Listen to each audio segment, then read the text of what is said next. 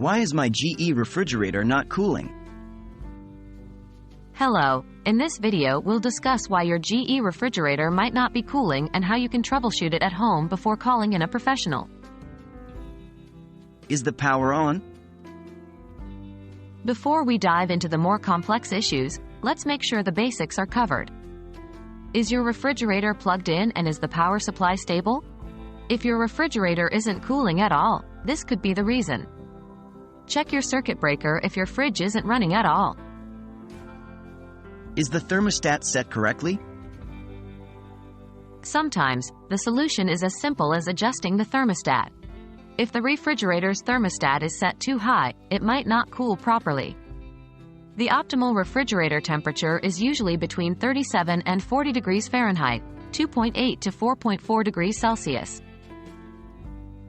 Are the coils dirty? The condenser coils in your refrigerator help release heat.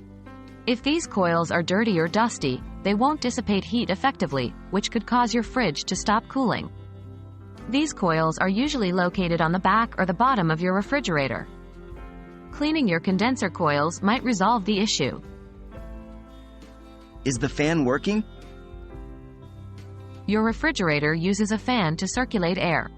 If the fan is not working, this could result in poor cooling. Check to see if the fan is operating correctly. If you can't hear or see the fan running, it could be an issue with the motor, the fan blades, or some other related component. Are the vents blocked? Your refrigerator needs to circulate air to cool properly. If the vents are blocked, this can prevent cooling. Check for blocked vents, both on the inside and on the outside of your refrigerator.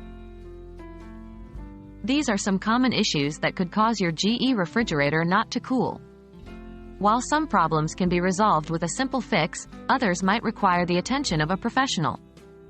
If you've tried these solutions and your refrigerator still isn't cooling, it's best to call in a professional to diagnose and fix the problem. We hope this video has been helpful in understanding the potential issues and troubleshooting them. Happy troubleshooting!